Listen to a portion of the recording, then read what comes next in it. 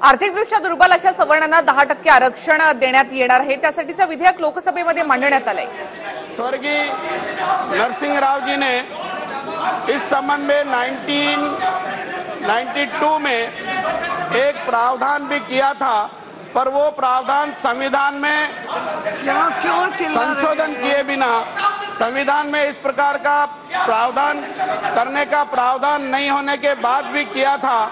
इस कारण से माननीय उच्चतम न्यायालय ने उसको निरस्त कर दिया था। उसके बाद एक सिन्हो कमीशन भी बना और सिन्हो कमीशन ने जो 2004 से बना था 2010 तक लगातार उसने काम किया और 2010 मई जून में तत्कालीन सरकार को एक प्रतिवेदन दिया और प्रतिवेदन में बहुत सारी सुविधाएं सामान्य वर्ग के ऐसे लोग जो वर्तमान में आरक्षित प्रणाली के दायरे में नहीं आते हैं, उनको अनेक प्रकार की सुविधाएं देने का उस समय सुझाव दिया था, परंतु उन सुझावों पर भी अमल नहीं हुआ। मुझे इस बात को कहते हुए खुशी है कि देश के प्रधानमंत्री नरेंद्र मोदी जी ने उनके शासनकाल में उस प्रतिवेदन पर बहुत सारी सुविधाएं देने का निर्णय किया और आज हम सामान्य वर्ग के गरीब लोगों को, ईबीसी वर्ग के लोगों को पोस्ट मैट्रिक स्कॉलरशिप भी देते हैं। अगर वो विदेश जाकर के पढ़ने का प्रयास करते हैं या यहाँ एजुकेशन लोन लेते हैं तो उसका ब्याज हमारे मंत्रालय की ओर से देते हैं और वो ऐसी श्रेणी के गरीब लोग हैं जो सामान्य वर्ग में आते हैं, वर्तमान में जो आरक्षण प्रणाली है उसके दायरे में नहीं आते ऐसे लोग हैं, उनको हमने ये सुविधाएं देने का प्रयास किया है, परंतु हमने ये महसूस किया कि इतना पर्याप्त नहीं है। मेरे समझ में नहीं आ रहा है, आपका जब मौका आएगा तब आप बिल पे बोलो, कोई मना थोड़ी है, अभी नहीं बोलोगे,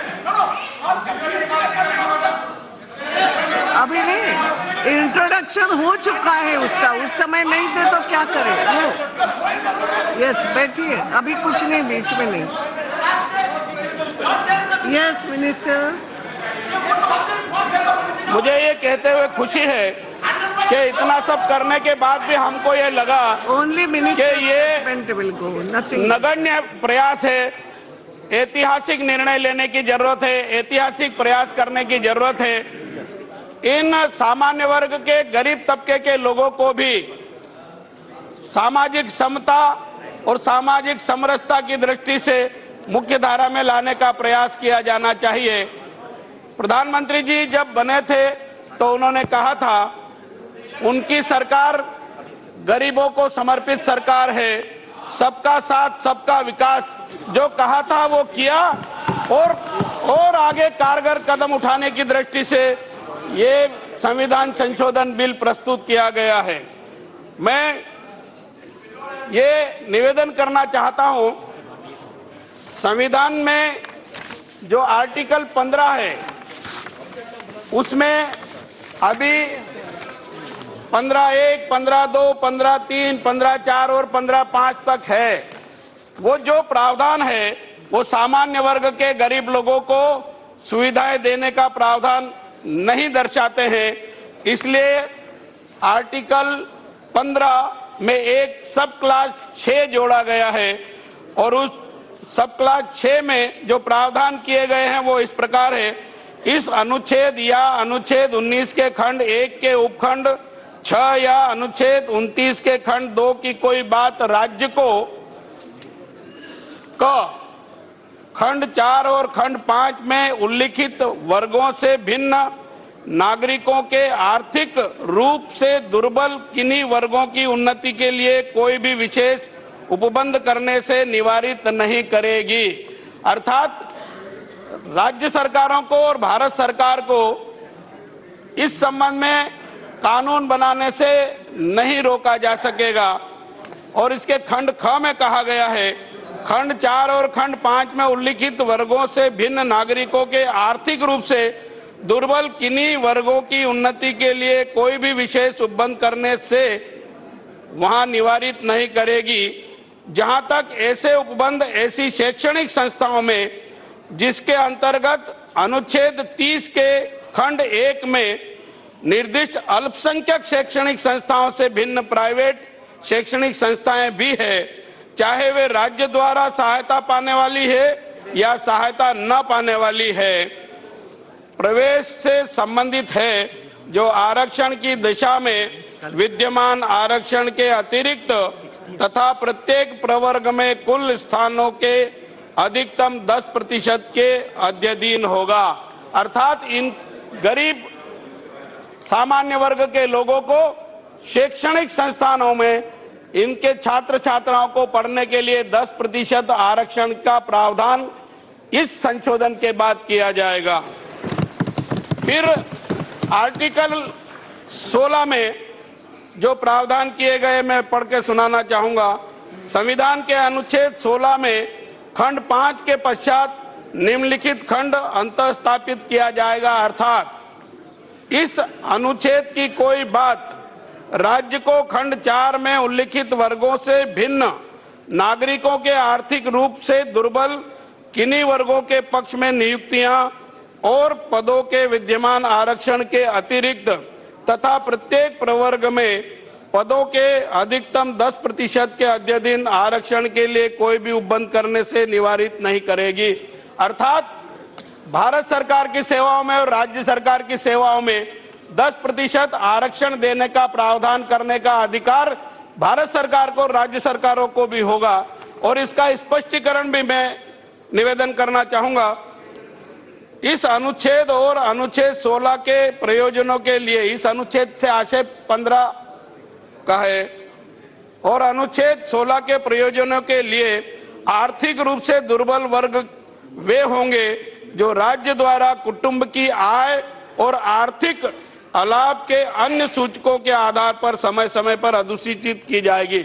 अर्थात गरीबी रेखा या गरीब तबका कौन होगा, इसके लिए समय समय पर राज्य सरकारें जो दिशा निर्देश देती है उसके अनुपालन के अनुसार ये सब होगा।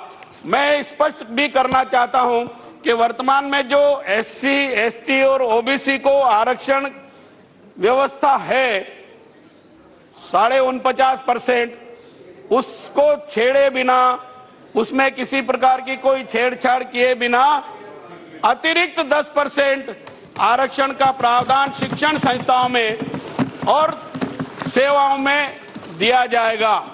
और ये आरक्षण का प्रावधान ऐसे वर्गों के लिए है, चाहे वो किसी भी धर्मावलंबी के हों, जो वर्तमान में एससी, एसटी, ओबीसी की आरक्षण व्यवस्था से बाहर हैं। अर्थात आज की तारीख में वो अनारक्षित वर्ग में माने जाते हैं। ऐसे सब लोगों को मिलेगा। उसमें ब्राह्मण भी है, ठाकुर भी है, बनिया भी है और अन्य प्रकार की ऐसी जातियां हैं जो एससी, एसटी, ओबीसी में नहीं आती है। उसमें पटेल भी है, जाट भी है, गुजर भी है, आंजना भी है, सोंदिया भी है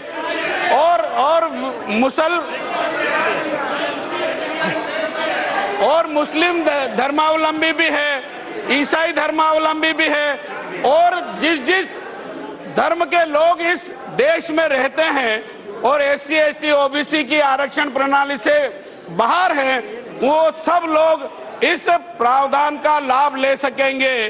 और मैं एक निवेदन और करना चाहता हूं। पहले इस प्रकार के जब प्रयास ये हुए तो माननीय उच्चतम न्यायालय ने उन निर्णयों को निरस्त कर दिया। वो केवल इसलिए कर दिया था कि संविधान में प्रावधान नहीं होने के बाद भी इस प्रकार के प्रयास किए गए थे जो सफल नहीं हुए। हमने सोच समझ करके संविधान में संशोधन करके आर्टिकल 15 और आर्टिकल 16 में इस प्रकार के प्रावधान करने का निर्णय लिया है, जो इस सदन के द्वारा पारित होगा। उसके बाद ये अधिनियम बनेगा और फिर ये प्रावधान लागू होंगे। उसके बाद अगर कोई न्यायालय में भी जाएगा तो मेरी अपनी मान्यता है कि न्यायालय जो वहां जाएगा इसके विरोध में, उनकी बात सुनने की बजाय उनकी बात को अस्वीकार करेगी और सरकार का निर्णय मान्य होगा और सारे देश में सामान्य वर्ग के गरीब तबके के लोगों को न्याय मिलेगा। न्याय मिलेगा तो सामाजिक समता और समरसता की दिशा में वो आगे बढ़ेंगे। निश्चित रूप से सबको न्याय, सबका विकास, इस दिशा में सबका साथ, इस दिशा में हम आगे बढ़ने की स्थिति में होंगे और देश के परिदृश्य में सामाजिक समता और समरसता का वातावरण बनेगा, अमन चैन का वातावरण बनेगा। मैं बहुत ज्यादा कुछ कहने की आवश्यकता महसूस नहीं करता हूं। इसमें जो प्रावधान किया जा रहा है उसमें शब्द तो बहुत कम है, पर उसका जो लाभ मिलने वाला है बहुत बड़े वर्ग को मिलने वाला है। इस सदन से अनुरोध करना चाहता हूं कि वो उसको सर्वानुमति से पारित करें। Members 1 minute please. ये बिजनेस बीच में थोड़ी गलती से बिजनेस एडवाइजरी कमेटी, माननीय मिनिस्टर प्लीज प्लीज रुकिए। माननीय मंत्री जी, बिजनेस एडवाइजरी कमेटी का रिपोर्ट रह गया था, माननीय आप उसको टेबल। माननीय अध्यक्ष महोदय, मैं आपकी अनुमति से कार्य मंत्रणा समिति का 60वां प्रतिवेदन प्रस्तुत करता हूँ। ठीक है, ठीक है। समय तो बाद में बढ़ाएंगे, जो भी है वो मेरे से रह गया ना। क्या हो गया अभी, क्या हो रहा है? मैं नहीं समझी कुछ।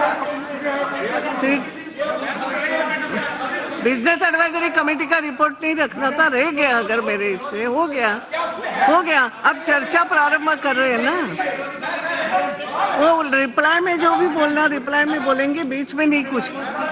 केवी थॉमस, आप भी बोलो ना विषय पे। अभी नहीं, अभी थॉमस जी बोलेंगे। मंत्री जी, मैं एक clarification, madam, only one clarification. No, you can have afterwards. Only one clarification.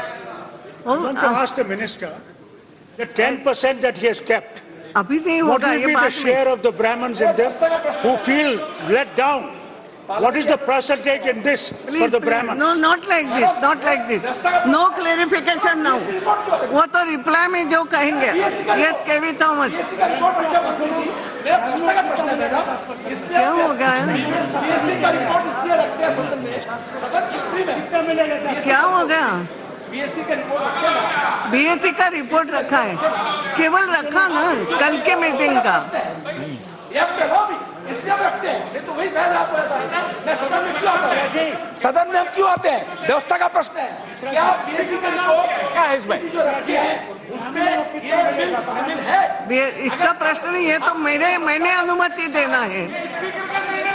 ये मैंने अनुमति देना है, वो मैंने दी है।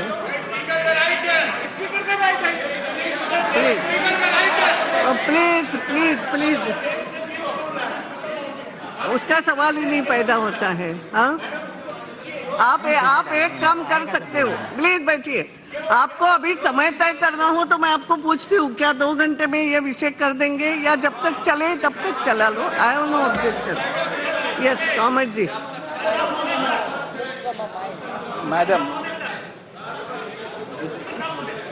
Madam, yes.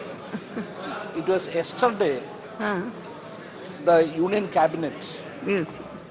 approved the Constitution amendment for the 10% quota for the poor